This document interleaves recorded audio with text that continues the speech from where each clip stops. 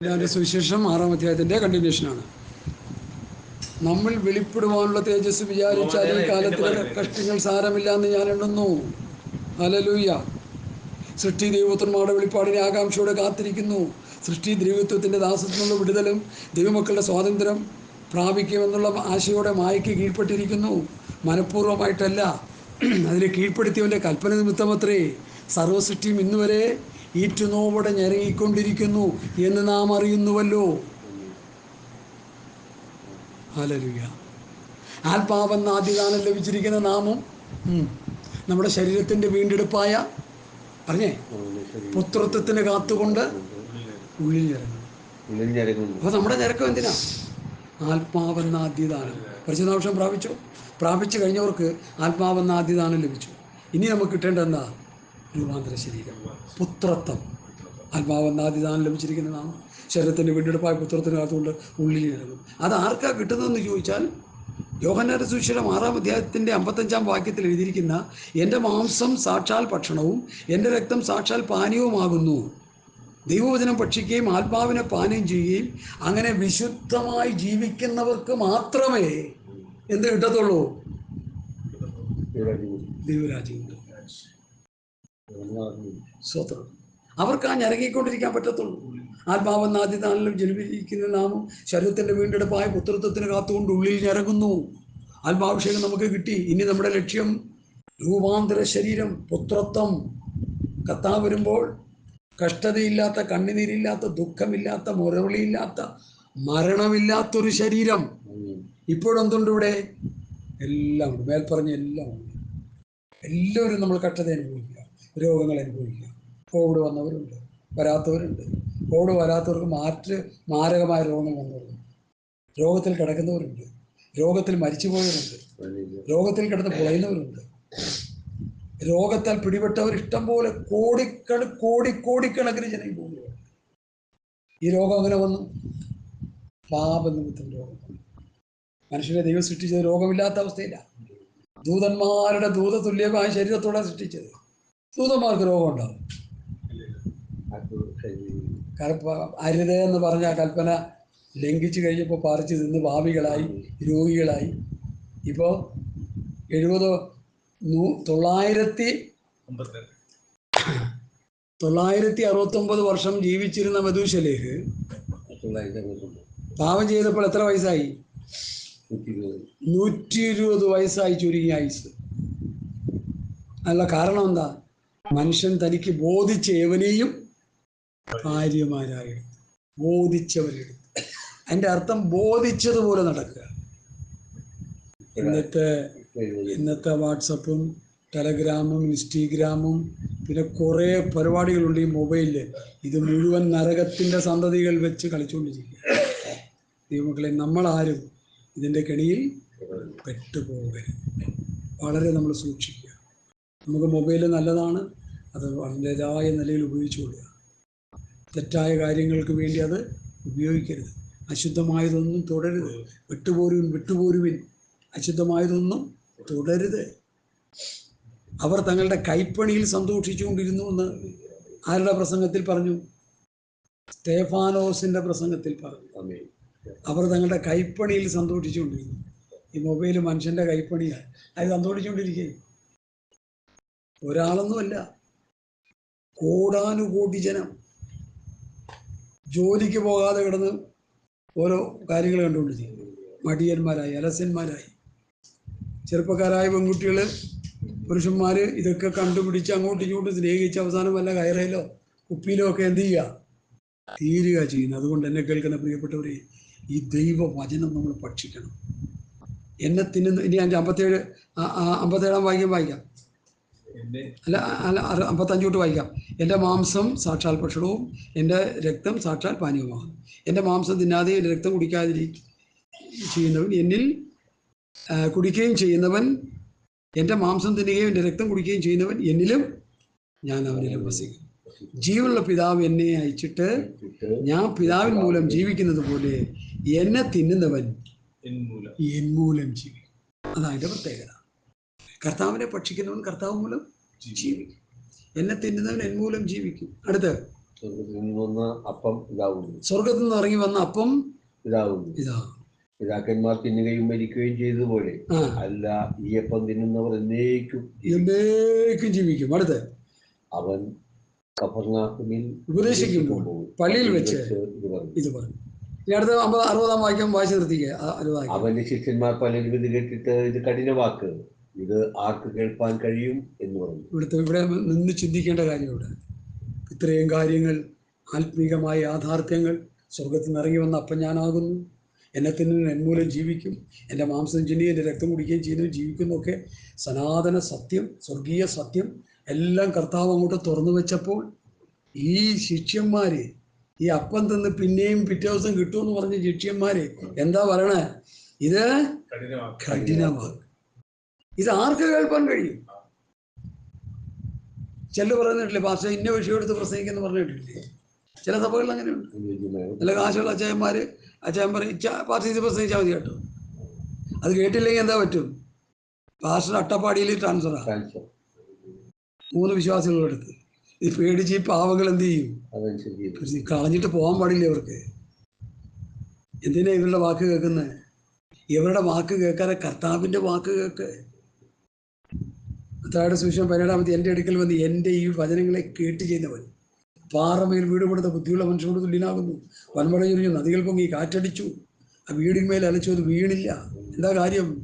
പാറമേൽ കർത്താവ് പറഞ്ഞ വചനം അനുസരിച്ച് ജീവിക്കുന്നവന് പാറമേൽ വീട് പണിത ദൃഢമുള്ള ഉറപ്പുള്ള ഒരു കെട്ടിടത്തിൽ ജീവിക്കുന്നതിന് തുല്യമാണ്.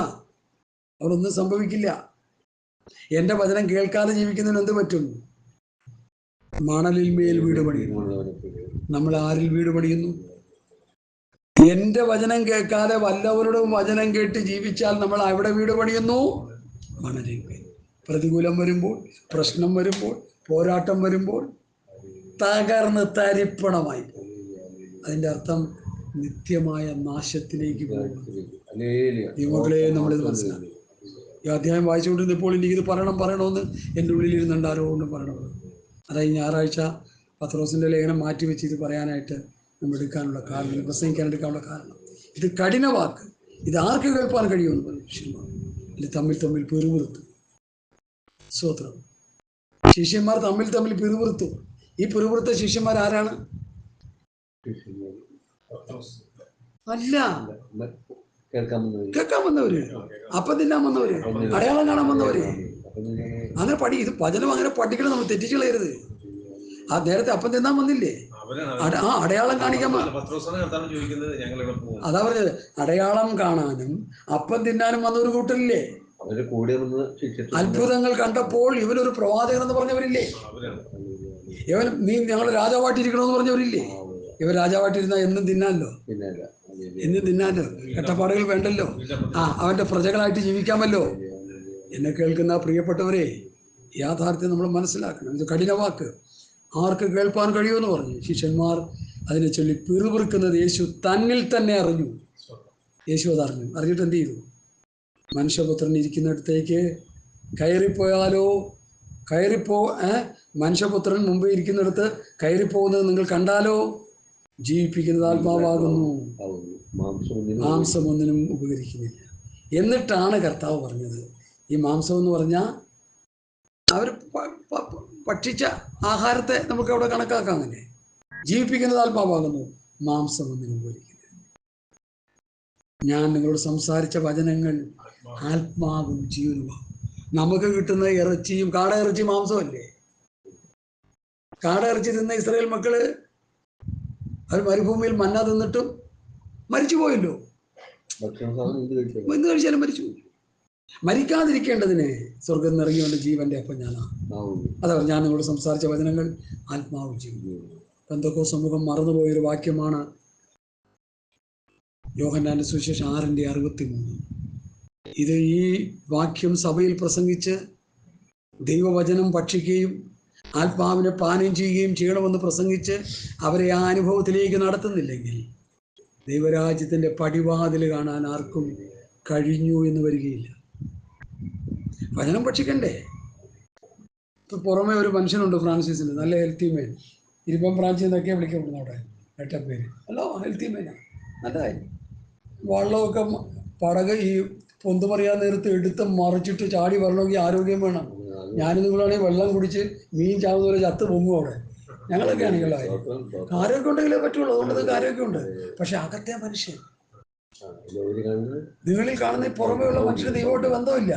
ഈ കൂടാരം പൊളിഞ്ഞു പോയാൽ മണ്ണിൽ കൊണ്ട് പാട്ടം പഠിപ്പിച്ചിടും. അകത്തൊരു മനുഷ്യനുണ്ട്, അവനാണ് അകത്തെ മനുഷ്യൻ. Praise the Lord. വചനം ഭക്ഷിച്ചും ആത്മാവിൽ ആരാധിച്ചും അകത്തെ മനുഷ്യൻ ബലപ്പെട്ടുകൊണ്ടിരിക്കും. എവിടെ വരെ ബലപ്പെടണം? കർത്താവിൻ്റെ വരവ് വരെ. അതിനാ പറയുന്നത് ആരാധിക്കണം, ബലപ്പെടണം, ശക്തിപ്പെടണം എന്നൊക്കെ പറയും. ഇത് കഴിഞ്ഞൊരു കഞ്ഞിയും ചമ്മന്തിയും കുടിച്ചാൽ ഒരു കുഴപ്പമില്ല. ആകാശം ഇടിഞ്ഞു വിടാൻ പോണില്ല. മറ്റുള്ളവർ ചെയ്യുന്നത് എന്താ? ഇല്ലാത്ത പേക്കൂത്തെല്ലാം കാണിച്ചിട്ട് അവസാനം ഇറച്ചി മീൻ തിന്നിട്ട് എന്താ കാര്യം? സഹോദര, ഈ ജീവന്റെ വചനം പ്രസംഗിച്ചിട്ട് കഞ്ഞിയും ചമ്മന്തിയും കുടിച്ചാൽ മതി, അത് ആരോഗ്യമാണ്. ദാനിയേലിനും കൂട്ടനും എന്താ കൊടുത്തവര്? അവര് കൊടുത്ത രാജാവ് കൊടുത്ത രാജഭോജനം. പക്ഷെ ദാനിയേൽ പറഞ്ഞു, രാജാവിന്റെ ഭോജനം കൊണ്ടും രാജാവ് കുടിക്കുന്ന വീഞ്ഞു കൊണ്ടും ഞാൻ ഞങ്ങളെ തന്നെ അശുദ്ധമാക്കി. രാജാവ് കൊടുത്ത ഭക്ഷണവും രാജാവ് കൊടുത്ത വീഞ്ഞും വിട്ടുപിടിക്കില്ല അവര്, വേണ്ടെന്ന് പറഞ്ഞു. സ്വതന്ത്രം. എന്നിട്ട് എന്ത് ചെയ്തു? 10 ദിവസം പരീക്ഷിക്കാൻ ശാഖപദാർത്ഥം എന്ന് പറഞ്ഞാൽ ജീവിച്ച് കിടക്കാനുള്ളത് എന്തെങ്കിലും കൊടുക്കുക. ഈ ചൈനയിൽ ഒരു റൊട്ടി, ഒരു ഗ്ലാസ് പാല്, അല്ല റൊട്ടി, ഒരു കപ്പ് ചായ, പിന്നെ ഇച്ചിരി സൂപ്പ് കൊടുക്കുക. ജീവൻ കിടക്കാൻ വേണ്ടി വേണം. എല്ലാം ദൂരമായിട്ടിരിക്കും. പക്ഷെ അവർ ആ 10 ദിവസം ഭക്ഷിച്ചിട്ട് 10 ദിവസം വരെ പരീക്ഷിച്ചപ്പോൾ എങ്ങനെ കണ്ടു? 10 ഇരട്ടി വിശിഷ്ടരെന്ന് കണ്ടു.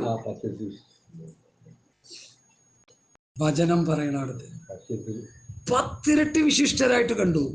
എത്ര പ്രാവശ്യം പരീക്ഷിച്ചപ്പോൾ? 10 പ്രാവശ്യം പരീക്ഷിച്ചു. 10 ഇരട്ടി വിശിഷ്ടർ. 10 ഇരട്ടി. 10 പ്ലസ് അല്ല കേട്ടോ, ഇൻറ്റു. ഇവരുടെ കൂടെ യഹൂദ ബാലന്മാരുടെ കൂടെ ഫുഡ് കഴിച്ച് കിടന്ന മറ്റുള്ളവരൊക്കെ നോക്കാൻ നേരത്തെ എല്ലാം വലിഞ്ഞും തൊലിങ്ങിയൊക്കെ ഇരിക്കുമ്പോൾ ഇവന്മാർ നല്ല പുഷ്ടിയുള്ളവരായിട്ട് കണ്ടു. എന്താ കാര്യം? അവരുടെ കാര്യം എന്താ? അവര് ന്യായപ്രമാണം വായിക്കുകയും അവർക്ക് കിട്ടിയ പ്രമാണം പ്രാർത്ഥിക്കുകയും ചെയ്യുന്നവരാണ്. രാജാവ് കണ്ട ദർശനം രാജാവ് മറന്നുപോയപ്പോൾ എല്ലാവരെയും കൊല്ലാനായിട്ടുള്ള കൽപ്പന പുറപ്പെട്ടു. ഒരു ശദ്രക്ക്, മേശക്ക്, അബേദ്നെഗോവും ദാനിയേലിനെയും കൊല്ലാനായിട്ട് കൽപ്പന പുറപ്പെട്ടു. ദാനിയേൽ ചോദിച്ചു, ഞങ്ങളെന്തിനാ കൊല്ലുന്നത്? ഈ പാവങ്ങൾ ഞങ്ങളെന്തിനാ കൊല്ലുന്നത്? അത് ഇങ്ങനൊരു വിഷയമുണ്ട്. എന്ത് വിഷയം? രാജാവ് സ്വപ്നം കണ്ടു, മറന്നുപോയി. അതുകൊണ്ട് ആ സ്വപ്നവും പറയണം, അർത്ഥവും പറയണം. അതിനാണോ കൊല്ലുന്നത്? വേണ്ട, എന്നെ കൊണ്ടുപോകും. ദാനിയേൽ പ്രാർത്ഥനാ മനുഷ്യനായി, ഉപവസിക്കുന്ന മനുഷ്യനാ, പ്രമാണമനുസരിച്ച് ജീവിക്കുന്ന മനുഷ്യനാ. സിംഹക്കുഴിയിൽ ഇട്ടിട്ട് പോലും എന്ത് ചെയ്തില്ല? നോ. തീക്കുണ്ടത്തിൽ യഹൂദബാലന്മാർ ഇട്ടിട്ട് എന്ത് ചെയ്തു? നോ. രാജാവിന്റെ ഇഷ്ടത്തിനനുസരിച്ച് ഞങ്ങൾ നീങ്ങില്ലെന്ന്. അത് അവിടുത്തെ വിഷയം. അതാ ഈ കത്തി മരിച്ചില്ല എന്നുള്ളതല്ല അച്ഛാ വിഷയം. രാജാവ് പറഞ്ഞ രാജാവിന്റെ കൽപ്പന ഞങ്ങൾ അനുസരിക്കില്ല. രാജാവ് നിർത്തിയ ബിംബത്തെ ഞങ്ങൾ ആരാധിക്കില്ല. എന്താ കാര്യം? ഞങ്ങൾ യഹൂദന്മാരാ, യഹൂദ ബാലന്മാരാ. ഞങ്ങൾക്കൊരു പ്രമാണമുണ്ട്, ഞങ്ങൾക്കൊരു വ്യവസ്ഥയുണ്ട്. ഞങ്ങൾ ദൈവമായ യഹോവയെ ആരാധിക്കുന്നവരാണ്. ഞങ്ങൾ നീ നിർത്തിയ ബിംബത്തെ ആഗ്രഹിക്കുന്നു. നമ്മുടെ തീരുമാനം എങ്ങനെ ഇരിക്കുന്നു? നമ്മുടെയൊക്കെ തീരുമാനം എങ്ങനെ ഇരിക്കുന്നു? ദൈവകൽപ്പന അനുസരിക്കുന്നതാണോ മനുഷ്യർ പറയുന്നതാണോ നമ്മൾ അനുസരിക്കുന്നത്? പറഞ്ഞു. അതാ ഞാൻ ചില റബ്ബലായിട്ട് ചില സമയത്ത് ഇരിക്കുന്നതിൻ്റെ കാര്യം. എനിക്ക് ദൈവകൽപ്പന എനിക്ക് വിഷയം. കാരണം ദൈവമായിട്ട് എനിക്ക് ബന്ധം. ഒരു 4-5 വർഷം കൂടി കഴിഞ്ഞാൽ ഒരു കിട്ടത്തോടെ എൻ്റെ പരിപാടി തീരൂടെ, അല്ലെങ്കിൽ വല്ലതും തല്ലിക്കൊണ്ടു. രണ്ടിലൊന്നും പോയി. അപ്പൊ അത് കഴിഞ്ഞാൽ എനിക്ക് ബന്ധം അറിയാം കേട്ടോ ദൈവമായിട്ട്. അപ്പൊ ഞാൻ ദൈവത്തെ പ്രസാദിപ്പിക്കണം, ദൈവത്തിൻ്റെ ഇഷ്ടം ചെയ്യണം, ദൈവത്തിൻ്റെ വചനം അനുസരിച്ച് ജീവിക്കണം. ഞാൻ എൻ്റെ പിതാവിൻ്റെ കൽപ്പന പ്രമാണിച്ച് എൻ്റെ സ്നേഹത്തിൽ വസിക്കുന്ന പോലെ നിങ്ങൾ എൻ്റെ കൽപ്പന പ്രമാണിച്ചാൽ എൻ്റെ സ്നേഹത്തിൽ വസിക്കും. കർത്താവിൻ്റെ കൽപ്പന നമ്മൾ അനുസരിക്കാനുള്ളതാണ്. ദൈവപുത്രനായ യേശുക്രിസ്തു ഈ ഭൂമിയിൽ വന്ന് തന്റെ ശിഷ്യന്മാരെ തിരഞ്ഞെടുത്ത് വചനങ്ങളൊക്കെ പഠിപ്പിച്ചു. ആ കറക്റ്റ് സമയമായപ്പോൾ താൻ ക്രൂശിക്കപ്പെട്ടു. പിതാവിൻ്റെ സമയത്ത് ക്രൂശിക്കപ്പെട്ടു, അടക്കപ്പെട്ടു, മരിച്ച് ഉയർത്തെഴുന്നേറ്റു. ശിഷ്യന്മാരോട് പറഞ്ഞു, എന്നോട് കേട്ട പിതാവിൻ്റെ വാഗ്ദത്തത്തിന് വേണ്ടി അവർ കാത്തിരുന്ന് പരിശുദ്ധാത്മാവിനെ ശക്തിപ്പെട്ടു പിന്നെ ശക്തിപ്പെട്ടുകൊണ്ടിരിക്കുന്നു. ശക്തിപ്പെട്ടിട്ട് എന്ത് ചെയ്തു? യെരുശലേമിലും യഹൂദിയയിലും ശമരിയയിലും ഭൂമിയുടെ അറ്റത്തോളം ഒരു സാക്ഷികളായി. ഇപ്പൊ ഭൂമിയുടെ അറ്റത്തോളം സാക്ഷിയാകാൻ പോകുന്നുണ്ട്. 10 ചക്രം അടിച്ചു മാറ്റാൻ കാശുണ്ടാക്കാൻ പോകുന്നുണ്ട്. അല്ല സുവിശേഷം പറയാനല്ല. സുവിശേഷം പറയുന്ന മുഴുവൻ വ്യാജ സുവിശേഷങ്ങളാണ് ഞാൻ കേട്ടോണ്ടിരിക്കുക. അതുകൊണ്ടായി പറയുന്ന മുഴുവൻ ദുരുപദേശം. പിന്നെ എന്ത് കിട്ടുന്നുണ്ട്? കാശിഷ്ടം പോലെ. ഈ കഴിഞ്ഞ ദിവസം ഒരു സഹോദരൻ പറയുക, എനിക്ക് കുറെ കഷ്ടത ദൈവം തന്നു, ഞാനതെല്ലാം അനുഭവിച്ചു, ഒരു നിവൃത്തിയില്ല. അപ്പോൾ ഉണ്ടടാ ഒരു വിസ വന്നേക്കും. London, Paris, Dubai, America, Canada, Philadelphia, ഇവിടെ എല്ലാം പ്രോഗ്രാം. ഊത്തുവീരനാണെന്ന് ഓർത്തോണേ. ഊതിയിടാൻ പോവുക. അല്ല ഒരു ഗുണവുമില്ല ശുശ്രൂഷയില്ലേ. ലോകം മുഴുവൻ കിടക്ക ഈ വർഗം. ഒന്ന് ഊതുമ്പോ 4 കരണം പറയുന്ന ഒരു ഉപദേശി ഞങ്ങളുടെ ഇവിടെയുണ്ട്. ഞാൻ ചോദിച്ചു, പുള്ളി ഒരു കർമ്മ ഉപദേശി ഊതിയപ്പോൾ കിടന്ന് പിടയ്ക്കുന്ന പിട കണ്ടിട്ട് ഇപ്പോഴും ഞാൻ എനിക്ക് ആ സങ്കടം തീർന്നിട്ടില്ല. ഇങ്ങനെയും മനുഷ്യൻ പിടയ്ക്കുമോ? പിടയ്ക്കുകയാണെന്ന്. ഈ പിടയ്ക്കുന്ന ആളെ എന്ത് ചെയ്യാനാന്ന് എൻ്റെ ചോദ്യം. ഒരു ചുക്ക് ചെയ്യാനില്ല. ഒന്ന് ഊതുമ്പോൾ 4 കരണം പറയുന്നവന് എന്ത് ഉപദേശം പറയാനാണ്? ദൈവമക്കളെ, കർത്താവിൻ്റെ ശിഷ്യന്മാർ അങ്ങനെയല്ല. അവരെക്കുറിച്ച് കാത്തലിക് ബൈബിളിൽ പറയുന്ന ഭാഷാന്തരമാണ് ഏറ്റവും നല്ലതെന്ന് വേദപണ്ഡിതന്മാർ പറയും. അവർ പറയുന്നു, ഇതാ ഭൂലോകത്തെ കീഴ്മേൽ മറിച്ചവരുടെയും. പത്രോസും പൗലോസും യോഹന്നാനും യാക്കോബൊക്കെ ഭൂലോകത്തെ അവിടുത്തെ നിയമ സംവിധാനങ്ങളെയൊക്കെ മറിച്ച് ദൈവത്തിൻ്റെ പ്രവൃത്തി ആ ദേശത്ത് അവർ വെളിപ്പെടുത്തി. ഉദാഹരണം, പൗലോസ് ശീലാസ് കാരാഗ്രഹത്തിൽ, റോമൻ കാരാഗ്രഹത്തിൽ കിടക്കുമ്പോൾ അടിച്ച് കൈയും ചങ്ങലയിട്ട് അവരിങ്ങനെ അവിടെ കിടന്നുകൊണ്ട് അവർ ആരാധിച്ചുകൊണ്ടിരിക്കുമ്പോൾ എന്ത് ചെയ്തു? പൗലോസ് ശീലാസ് അർദ്ധരാത്രിയിൽ പാടി ദൈവത്തെ സ്തുതിച്ചു, ആരാധിച്ചു. ചങ്ങല പൊട്ടി, കാരാഗ്രഹത്തിന്റെ വാതിലുകൾ തുറന്നു. ഒരു എർത്ത്ക്വിക്ക് ഉണ്ടായി. ഒരു 8-9 റിക്ടർ സ്റ്റൈൽ ഉണ്ടാവുമായിരിക്കും എന്നാ പറയുക. അങ്ങനെ കെട്ടിടമൊക്കെ പൊളിയണമെങ്കിൽ അതാ. അവർ ഭയന്ന് വികുലരായി. ദൈവത്തിൻ്റെ പ്രവൃത്തി അവർ വെളിപ്പെട്ടു. എന്നെ കേൾക്കുന്ന ആ പ്രിയപ്പെട്ടവരെ, ഈ അപ്പോസ്തലന്മാരുടെ പ്രമാണം അനുസരിച്ച് ജീവിച്ച് നമ്മൾ കർത്താവിന് വേണ്ടി നേരെ നിൽക്കുമ്പോൾ വലിയ ദൈവപ്രവൃത്തി ദേശത്ത് വിടുക. ദൈവത്തിൻ്റെ മഹത്വം വെളിപ്പെടും. ജനം കൂട്ടം കൂട്ടമായി കർത്താവിലേക്ക് കടന്നു വരും. ജനം അപ്പോസ്തലന്മാരുടെ ഉപദേശം അനുസരിച്ച് ജീവിച്ച് നിത്യതയ്ക്ക് വേണ്ടി ഒരുങ്ങും. അതാണ് ഏറ്റവും വലിയ അത്ഭുതം. എന്നോട് നിങ്ങൾ ചോദിക്കുക, ഏതോ ഏറ്റവും വലിയ അത്ഭുതം ഏതാ പാസ്റ്ററെ? ഒരു നഷ്ടപ്പെട്ട പാപി പാപവഴികളെ വിട്ട് കർത്താവ് യേശുക്രിസ്തുവിൽ വിശ്വസിച്ച് പാപമോചനം പ്രാപിച്ച്, നീതീകരണം പ്രാപിച്ച്, പാപമോചനം പ്രാപിച്ച്, പിതാവിൻ്റെ പുത്രൻ്റെ പരിശുദ്ധാവിൻ്റെ നാമത്തിൽ സ്നാനപ്പെട്ട് പരിശുദ്ധാഭിഷേകം പ്രാപിച്ച് ആത്മനിറവിൽ ജീവിച്ച് ആത്മാവിനെ അനുസരിച്ച് നടന്ന് ആത്മാവിൽ ആരാധിച്ച് ആത്മാവിൽ പ്രാർത്ഥിച്ച് ആത്മാവിൽ പ്രസംഗിച്ച് ആത്മസ്വഭാവമുള്ളവനായി നിത്യതയ്ക്ക് വേണ്ടി ഒരുങ്ങിക്കൊണ്ടിരിക്കുന്നതാണ് ഏറ്റവും വലിയ അത്ഭുതം. അതിനേക്കാൾ വലിയ അത്ഭുതമൊന്നുമില്ല. 60-70 സംവത്സരം 80 സംവത്സരം ഈ ഭൂമി ജീവിച്ച് രോഗിയായിട്ടിരിക്കുന്നു, രോഗസൗഖ്യം പ്രാപിച്ച് ജീവിച്ച് നരകക്കുഴി പോകുന്നതിനേക്കാൾ രോഗിയായിട്ടിരുന്ന് നിത്യത പ്രാപിക്കുക, അതാണ് ഏറ്റവും അഭികാമ്യം. അതാ ഞങ്ങളൊക്കെ പ്രസംഗിക്കുന്നത്. ഈ പ്രസംഗിക്കാൻ കുറച്ച് പേരേ ഉള്ളൂ. അതുകൊണ്ട് എന്നെ കേൾക്കുന്ന പ്രിയപ്പെട്ടവർ, ഞാൻ വേഗത്തിൽ മുമ്പോട്ട് പോട്ടെ. ഇത് കഠിന വാക്ക് ആർക്ക് ഗ്രഹിപ്പാൻ കഴിയുമെന്ന് പറഞ്ഞു. ശിഷ്യന്മാർ അതിനെ ചൊല്ലി പിറുപിറുക്കുന്നത് യേശു തന്നിൽ തന്നെ അറിഞ്ഞ്, ഇത് നിങ്ങൾക്ക് ഇടർച്ചയാകുന്നുവോ? മനുഷ്യപുത്രന് മുമ്പേ ഇരുത്തിക്കുന്നിടത്തേക്ക് കയറിപ്പോകുന്നത് നിങ്ങൾ കണ്ടാലോ? ജീവിപ്പിക്കുന്നത് ആത്മാവാകുന്നു, മാംസം ഒന്നിനും ഉപകരിക്കുന്നില്ല. ഞാൻ നമ്മൾ സംസാരിച്ച വചനങ്ങൾ ആത്മാവും ജീവനുമാകുന്നു. എങ്കിലും വിശ്വസിക്കാത്തവർ നിങ്ങളുടെ ഇടയിൽ ഉണ്ട്. അപ്പൊ ഒരു ഗ്രൂപ്പ് വിശ്വാസികൾ മുഴുവൻ വന്നാൽ കർത്താവ് പറഞ്ഞ് വിശ്വസിക്കാത്തവരിലുണ്ടാവോ? നിശ്ചയമായിട്ടുണ്ട്. എല്ലാവരും വിശ്വസിക്കണമെന്നില്ല. വിശ്വസിക്കാത്തവരുണ്ടവരെ വിശ്വസിക്കാത്തവരുടെ ഉണ്ട് എന്ന് പറഞ്ഞു. വിശ്വസിക്കാത്തവൻ ഇന്നവനെന്നും തന്നെ കാണിച്ചു കൊടുക്കും ഇന്നവനെന്നും യേശു ആദ്യം മുതൽ അറിഞ്ഞു. അത് ഹേതുവായിട്ടത്രേ ഞാൻ നിങ്ങളോട് പിതാവ് കൃപ നൽകിയിട്ടല്ലാതെ ആർക്കും എൻ്റെ അടുക്കൽ വരുവാൻ കഴിയില്ല എന്ന് പറഞ്ഞത് എന്നവർ പറഞ്ഞു. അപ്പോൾ പിതാവ് കൃപ നൽകിയാലേ നമുക്ക് എന്ത് ചെയ്യാൻ പറ്റത്തുള്ളൂ? കർത്താവിനെ അറിയാൻ പറ്റും. കർത്താവ് ശിഷ്യന്മാരോട് സ്വർഗരാജ്യത്തിന്റെ മർമ്മങ്ങളെ ഗ്രഹിപ്പാൻ നിങ്ങൾക്ക് വരം ലഭിച്ചു. പിതാവിന്റെ വരം ലഭിച്ചതുകൊണ്ടാണ് നമുക്കിത് മനസ്സിലായത്. ഈ മനസ്സിലായ സത്യങ്ങളെ തട്ടിക്കളയരുത്, കൊട്ടിക്കളയരുത്, കൂട്ടുചേർക്കരുത്, മറിച്ചു കളയരുത്, അത് വിട്ടു പോകരുത്. അവസാന ശ്വാസം വരെയും അപ്പോസ്തലന്മാരുടെ ഉപദേശം മുറുകെ പിടിച്ചാൽ എനിക്ക് സ്വർഗത്ത് പോകാം, നിങ്ങൾക്ക് സ്വർഗത്ത് പോകാം. ഞാൻ വിട്ടുകളഞ്ഞാൽ ഞാൻ അറിയത്തില്ല, നിങ്ങൾ വിട്ടുകളഞ്ഞാൽ നിങ്ങൾ അറിയത്തില്ല, യാതൊരു സംശയമില്ല. അതുകൊണ്ടാണ് പൗലോസ് ഒന്ന് തിമത്യോസിനോട് പറയാം, തിമത്യോസിനോട് പറയാൻ നമ്മളോട് കൂടി പറഞ്ഞതാ, നിത്യജീവനെ പിടിച്ചുകൊള്ളുക, സാക്ഷാലുള്ള ജീവനെ പിടിച്ചുകൊള്ളുക. നിത്യജീവൻ എന്ന് പറഞ്ഞാൽ എന്താ? സാക്ഷാലുള്ള ജീവൻ എന്ന് പറഞ്ഞാൽ എന്താ? ഞങ്ങൾ വാക്കിനാലോ ലേഖനത്താലോ പ്രമാണങ്ങളെ മുറുകെ പിടിച്ചുകൊള്ളുക. ആ പ്രമാണത്തെ മുറുകെ പിടിക്കുക. പ്രമാണത്തെ മുറുകെ പിടിക്കാതെ നമുക്ക് സ്വർഗരാജ്യത്തിൽ ചെന്നെത്താൻ കഴിയുകയില്ല. എപ്പോഴാണ് പ്രമാണം പിടിവിടുന്നത്, അപ്പോൾ നമ്മൾ എന്ത് ചെയ്യും?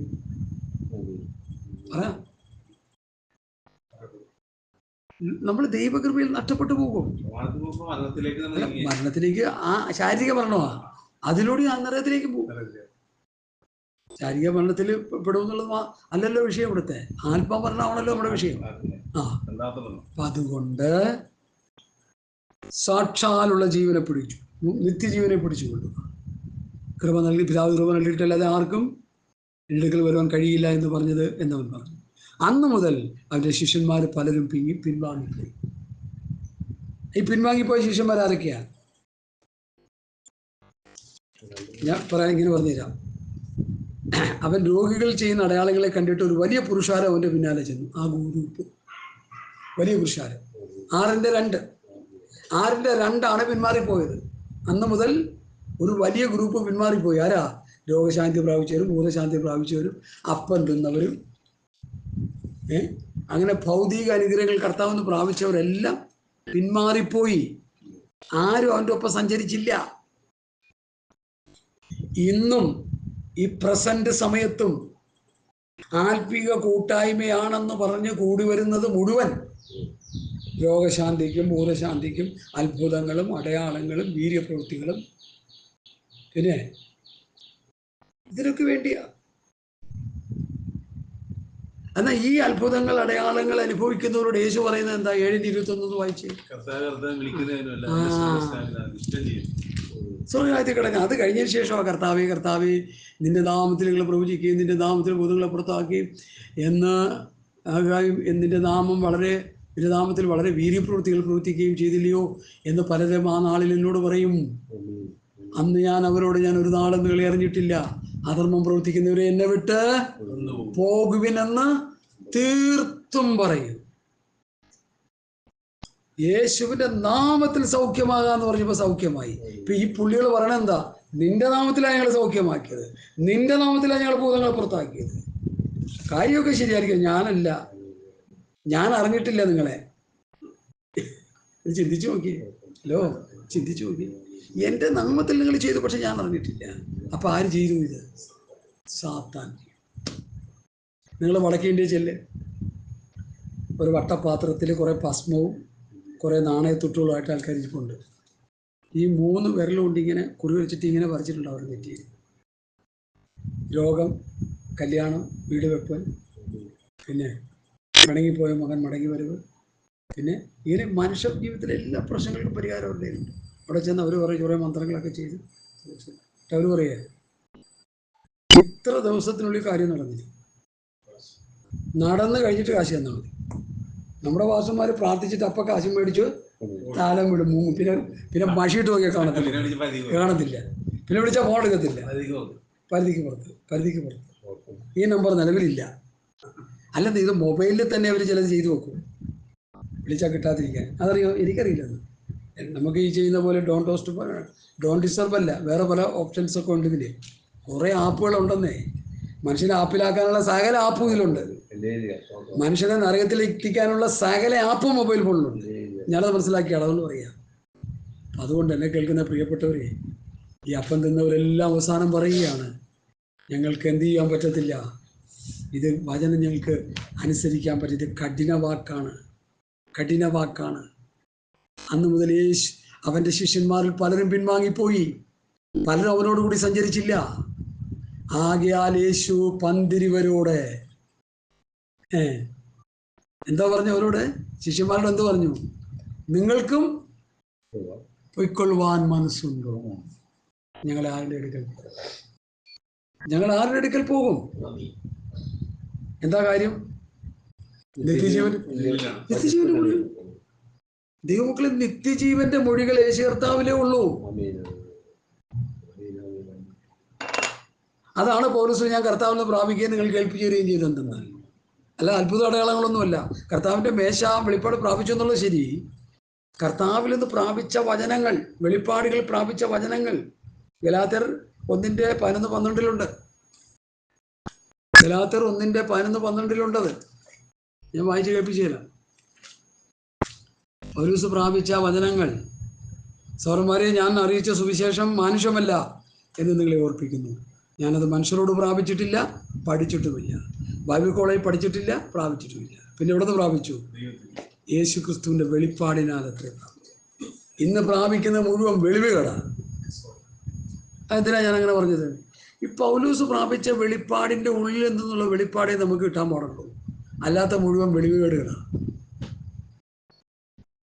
ഇപ്പോൾ പുതിയ നിയമസഭയ്ക്ക് റിയൽ എസ്റ്റേറ്റിലൂടെ കോടികൾ ഒഴുകാൻ പോകുന്നു എന്ന് പറഞ്ഞാൽ അത് പക്ക റോങ് ആണ്. വചനത്തിന് വിരുദ്ധമാണ്. അത് വെളിവ് കേടാ. അതുപോലെ ഇന്നത്തെ വെളിപ്പാടും ദർശനവും ദൂത് പറയുന്നത് മുഴുവൻ അതാ. പ്രവചനം എന്ന് പറയുന്നത് ഇതുപോലെ 6 പോഷത്തോല പറഞ്ഞിട്ടുണ്ട്. ഇനി നിങ്ങൾ പറയുമായിരിക്കും ചിലപ്പോൾ നടന്നു കാണുമെന്ന്, വിദേശത്ത് പോകാൻ. ഇപ്പം എന്നോടൊരു സഹോദരി പറഞ്ഞു, എവിടെ നിന്നോ താമസിക്കാൻ വന്ന് സൗദി അറേബ്യ, ഒരു 6 മാസത്തിനുള്ളിൽ അങ്ങോട്ട് പോകുമെന്ന് പറഞ്ഞു. ഇപ്പം 22 വർഷം കഴിഞ്ഞു. പോകാൻ ആഗ്രഹിച്ചിട്ടുമില്ല, താല്പര്യവും ഇല്ല. ദൈവത്തിന് ഹിതമാണെങ്കിൽ അതിനുള്ള വഴി തുറക്കും. ഞാനെന്തിനെ കിടന്ന് ചക്രശ്വാസം വലിക്കും? ഞാനങ്ങനെ ചക്രശ്വാസം വലിച്ച ഇന്ന് കാണുന്ന ഉപദേശികളുടെ കൂട്ടത്തിൽ ഞാനും പോകും. ദ്രവ്യാഗിരികളുടെ ലിസ്റ്റിൽ ദൈവം തന്നെയുണ്ട്. അതുകൊണ്ട് അതിന് താല്പര്യമില്ല. ജോലിയും കൂലിയും കളഞ്ഞ് വന്നിട്ട് ഇനി നരകത്തിൽ കൂടി പോകാൻ താല്പര്യമില്ല, ആഗ്രഹവുമില്ല, താല്പര്യമില്ല. എന്ത് കഷ്ടപ്പാട് അനുഭവിച്ചാലും എന്ത് ചെയ്യണം? സ്വർഗത്ത് പോകണം. സ്വർഗരാജ്യത്തിൻ്റെ പ്രമാണം അപ്പോസ്തലന്മാരുടെ ഉപദേശമാണെന്ന് നല്ല ശക്തിയോടെ ഞാൻ വിളിച്ചു പറയുക. അവർ അപ്പോസ്തലന്മാരുടെ ഉപദേശം കേട്ട് കൂട്ടായ്മ ചപ്പം തുറുക്കി പ്രാർത്ഥന കഴിച്ചും പോന്നു. സ്തോത്രം, സ്തോത്രം. അപ്പോൾ ഇത് കഠിന വാക്ക് ആൾക്ക് അനുസരിക്കാൻ കേൾക്കുമെന്ന് പറഞ്ഞു. ശിഷ്യന്മാരോട് പറഞ്ഞു, നിങ്ങൾക്കും പോയിക്കൊള്ളുവാൻ മനസ്സുണ്ടോ എന്ന് ചോദിച്ചു. ശിവൻ പത്രോസ്, കർത്താവേ, ഞങ്ങൾ ആരുടെ അടുക്കൽ പോകും? നിത്യജീവന്റെ വചനങ്ങൾ നിന്റെ പക്കലുണ്ട്. നീ ദൈവത്തിൻ്റെ പരിശുദ്ധൻ എന്ന് ഞങ്ങൾ വിശ്വസിച്ചും അറിഞ്ഞുമിരിക്കുന്നു എന്ന് ഉത്തരം പറഞ്ഞു. യേശു അവരോട്, നിങ്ങളെ 12 പേരെ തിരഞ്ഞെടുത്തില്ലയോ? നിങ്ങളിൽ ഒരുത്തൻ ഒരു വിശായാകും. അത് അവൻ ശീമോൻ ഇസ്കരിയോത്തിന്റെ മകനായ യൂദയെക്കുറിച്ച് പറഞ്ഞു. സ്വതന്ത്രം. ഇവൻ 12 പേരിൽ ഒരുവനായിരുന്നുവെങ്കിലും അവനെ കാണിച്ചു കൊടുക്കുള്ളവനായിരുന്നു. അപ്പോൾ ഈ അധ്യായത്തിലെ പ്രധാന പഠനം എന്താ? ഭൗതിക അനുഗ്രഹങ്ങൾക്ക് വേണ്ടി യേശുവിൻ്റെ പുറകെ പോകുന്നവർ. അവർ യേശുവിനെ പ്രവാചകനായിട്ട് കാണുന്നു, രാജാവായിട്ട് വാഴിക്കുന്നു. ഇതൊന്നും യേശു എന്ത് ചെയ്യുന്നില്ല. യേശു പറയുന്നത് എന്താ? എൻ്റെ മാംസം തിന്നുകയും എൻ്റെ മാംസം തിന്നുകയും എൻ്റെ രക്തം കുടിക്കുകയും ചെയ്യും. എൻ്റെ വചനം ഭക്ഷിക്കുക, എൻ്റെ ആത്മാവിനെ പാനം ചെയ്യും. ആത്മാവിനെ പ്രാപിച്ച് ആത്മാ നിറവേറ്റി. അതാ കർത്താവ് പറഞ്ഞത്. അല്ലാതെ സ്വർഗത്ത് പോകാൻ വഴിയൊന്നുമില്ല. ലോകത്തൊരു മനുഷ്യപ്പുഴുവിന് സ്വർഗത്ത് പോകണോ? ഇവിടെ ഇതായി പ്രമാണം, ഇതായി പ്രമാണം. എൻ്റെ മാംസം തിന്നുകയും ദൈവവചനം ഭക്ഷിക്കുക. ഞാൻ ചോദിക്കട്ടെ, നമ്മൾ ഇത്രയും വളർന്നു വരാനുള്ള കാരണം എന്താ? എത്ര വയസ്സായി? 40 വയസ്സ്. 40 വയസ്സ് വരെ എങ്ങനെ ജീവിച്ചു? എത്ര മീൻ തിന്നു? എത്ര കിൻഡല് കണക്കിന് മീൻ തിന്നു? ഒരു ദിവസം 15 ഇതിനെ പുറത്ത് അതല്ല നല്ല കാര്യം അത്. കാരണം പുറത്ത് നല്ല ആരോഗ്യത്തോടെ ജീവിക്കല്ലേ. ഞാനത് തെറ്റു പറയല്ല. നല്ല ഭക്ഷണം കഴിക്കും. ഞാനാണെങ്കിൽ ബിരിയാണി വീരനാണ്. ബിരിയാണി കഴിക്കുന്നു, ഇഷ്ടംപോലെ ആരും കഴിക്കും. നല്ല കിട്ടുമ്പോഴൊക്കെ നല്ല നല്ല ഭക്ഷണം, കോഴിക്കട്ട്, അൽഫാം, അത് ഇത്, ബർഗർ, എല്ലാം ഇഷ്ടം പോലെ, ഷവർമ്മ കഴിച്ച് നരകത്തിൽ പോകണമെന്നുള്ള ആരും ചിന്തിക്കുന്നില്ല. ശരീരത്തിന് ഒരു തുകവും ഇല്ലാതിരിക്കുന്നതിൻ്റെ പ്രധാന കാരണങ്ങളിലൊന്നതാണ്. അപ്പം നമ്മൾ ഈ ഭൗതിക ആഹാരം കഴിക്കുമ്പോൾ, നല്ല ആഹാരം കഴിച്ചാൽ, പ്രോട്ടീൻസുള്ള ആഹാരം കഴിച്ചാൽ എന്ത് കിട്ടുന്നു? ശരീരത്തിന് ആരോഗ്യബലം കിട്ടുന്നു. അതുപോലെ ഈ ദൈവവചനമാകുന്ന മന്ന ഭക്ഷിക്കുമ്പോൾ, പരിശുദ്ധ പാനം ചെയ്യുമ്പോൾ ആത്മാവിൽ ബലപ്പെടുന്നുണ്ട്, ശക്തിപ്പെട്ടുകൊണ്ടിരിക്കുക. രോഗമാണെങ്കിൽ പോലും നമുക്ക് നടക്കാനും ഇരിക്കാനും പോകാനൊക്കെ കെട്ടുവെള്ളം കിടക്കുന്ന പോലെ ഒന്നും കയറി കിടക്കേണ്ട കാര്യമൊന്നും വരില്ല. ഞാൻ അങ്ങനെ വിശ്വസിക്കുക. ഞാൻ 2 ദിവസം കിടക്കും, 3-ാമത്തെ ദിവസം എഴുന്നേറ്റ് പോകും. ഞാനും അതുപോലെ ധരിച്ചപ്പോൾ ക്ഷീണം വരുമ്പോൾ കയറി കിടക്കും. ഇതുള്ള ആത്മാവിലൊന്ന് പ്രാർത്ഥിച്ചു ആരാധിച്ചു നോക്കി. ഈ രോഗിയായിട്ട് കിടക്കുന്നവൻ ആത്മാവിലൊന്ന്, ഞാൻ എൻ്റെ കണ്ണുകൊണ്ട് കണ്ടതാ. ഞങ്ങളുടെ ഉപദേഷ്ടാവ് എന്താ വെച്ചാൽ ഇന്ന് വചന പഠനമൊന്നുമില്ലേ? ഇന്ന് പഠനമൊന്നുമില്ല, എനിക്ക് മേല വിട്ടോ. അപ്പം ഞാൻ അവിടെ നിന്നുള്ളൊരു നമ്പർ ഇറങ്ങി. ഒരു സംശയം ഉണ്ടപ്പോൾ ഞാൻ പിന്നെ പുസ്തകത്തിൽ ഒരു സംശയമുണ്ട്, അതൊന്ന് പറയുന്നത്. എവിടെയാ വായിക്കേ? പുള്ളി ചാടിയൊക്കെ എഴുന്നേക്കും. അതങ്ങോട്ട് ആ വചനം പറഞ്ഞുകൊണ്ടിരിക്കുമ്പോൾ ശക്തിപ്പെടുകയാണ്. ഞാനത് കണ്ടതാ ബ്രദറെ. ആ വചനം പറഞ്ഞുകൊണ്ടിരിക്കുമ്പോൾ എന്ത് ചെയ്യുക? എന്നെ ഇന്ന് ക്ലാസ്സില്ല എന്ന് പറഞ്ഞ് ഓടിച്ചു വിട്ട പുള്ളി പിന്നെ വല്ലവരും ഉണ്ടെങ്കിൽ വിളിച്ചു വരുത്താൻ പറയും. ഭയങ്കര ക്ലാസ്, 2-3 മണിക്കൂർ ആ വചനത്തിന്റെ പഠനങ്ങളും. ഓ, എന്തൊരു അനുഭവമായിരുന്നു അതൊക്കെ. സ്വതന്ത്രം. അപ്പൊ ദൈവവചനം നമ്മുടെ ഉള്ളിൽ, ഞാൻ നിന്നോട് പാപം ചെയ്യാതിരിക്കേണ്ടതിന് നിന്റെ വചനത്തെ എൻ്റെ ഉള്ളിൽ സംഗ്രഹിക്കുന്നു. വചനം ഉള്ളിൽ വന്നാൽ പാപം ചെയ്യത്തില്ല, ലോകത്തിന്റെ അശുദ്ധിയിൽ പോയി വീഴത്തില്ല. വചനം ഉള്ളിലുണ്ടെങ്കിൽ പാപം വരുമ്പോൾ കാണിത്, അത് തെറ്റ്, അത് തെറ്റ്, ഇത് തെറ്റ്, ഇത് തെറ്റ് കാണിച്ചു തരും, പറഞ്ഞു തരും. അപ്പൊ ഈ പുസ്തകത്തിന്റെ പഠനം നമുക്ക് മതിയായല്ലോ, ഈ പഠനം നമുക്ക് മനസ്സിലായല്ലോ. ഭൗതിക ആഹാരത്തിന്റെ പുറകെ പോയ ജനം, അപ്പം തിന്നാൻ പോയ ജനം പിന്നെയും അപ്പത്തിന് വേണ്ടി വന്നു, അടയാളങ്ങൾക്ക് വേണ്ടി, അത്ഭുതങ്ങൾക്ക് വേണ്ടി, സ്വതന്ത്ര വീര്യപ്രവൃത്തികൾക്ക് വേണ്ടി. ഇന്നും അത് തന്നെയാണ്. ആത്മീയർ എന്ന് പറയുന്ന വലിയ സമൂഹം അത്ഭുതത്തിന്റെയും അടയാളത്തിന്റെയും വീര്യപ്രവൃത്തികളുടെയും വീട്, കാറ്, ലോറി എന്ന് വേണ്ട ലോകത്തിലുള്ള ഭൗതിക അനുഗ്രഹങ്ങളുടെ പുറകെ പോകുമ്പോൾ, നിത്യജീവന്റെ മൊഴികൾ നിന്റെ പക്കലുണ്ട്, നിന്നെ വിട്ട് ഞങ്ങൾ അങ്ങോട്ട് പോകും, ഞങ്ങൾ എങ്ങും പോകുകയില്ല, ഞങ്ങൾ നിന്റെ പുറകെ പോകും. അവരെയാണ് ദൈവം വചനം പരമേൽപ്പിച്ചത്. അവരെയാണ് വചനം പരമേൽപ്പിച്ചത്. ആരെ? യേശുവിന്റെ പിറകെ പോയവരെ, വചനത്തിന്റെ പിറകെ പോയവരെ. അങ്ങനെ നിങ്ങൾ വചനത്തിന്റെ പിറകെ പോയാൽ നിങ്ങളെ ദൈവം വചനം പരമേൽപ്പിക്കും. നാളെ നിങ്ങളൊക്കെ വചനം പ്രസംഗിക്കുന്ന കരുത്തന്മാരായി മാറും. അഭിഷേകം പ്രാപിച്ചു നോക്കിയത് ഉത്തരപത്രത്തിൽ എഴുതിത്തരാം. ആത്മാഭിഷേകം പ്രാപിച്ചു നോക്കിയോ, ആത്മശക്തിയോടെ നിങ്ങൾ വചനം പ്രസംഗിക്കുന്നവരുടെ ലിസ്റ്റിൽ നിങ്ങളുണ്ടാവും. അതുകൊണ്ടാണ് നിങ്ങളെ തകർത്ത് കളയാൻ വേണ്ട ഷാജിന്തിയ പല പ്രവൃത്തികൾ ചെയ്തുകൊണ്ടിരിക്കുന്നത്. ഇവിടെ ഒന്നും വീണു പോകരുത്, ഈ കെണിയിലൊന്നും വീണു പോകരുത്, ആരുടെയും കെണിയിൽ വീണു പോകരുത്. നിത്യജീവന്റെ മൊഴികൾ കേട്ടനുസരിച്ച് ജീവിച്ച് നിത്യതയ്ക്ക് വേണ്ടി ഒരുങ്ങുവാൻ ഈ പഠനം നമ്മൾക്ക് അനുഗ്രഹമായി തീരട്ടെ. യോഹന്നാന്റെ സുവിശേഷം 6-ാം അധ്യായത്തിലെ പഠനം അനുഗ്രഹമായി തീരട്ടെ എന്ന് പറഞ്ഞു എൻ്റെ വാക്കുകളെ ചുരുക്കുന്നു. കർത്താവ് വനങ്ങളാൽ നമ്മെ അനുഗ്രഹിക്കട്ടെ. ആമേൻ, ആമേൻ, ആമേൻ. സ്തോത്രം, സ്തോത്രം, സ്തോത്രം, സ്തോത്രം, സ്തോത്രം. Hallelujah, hallelujah, hallelujah.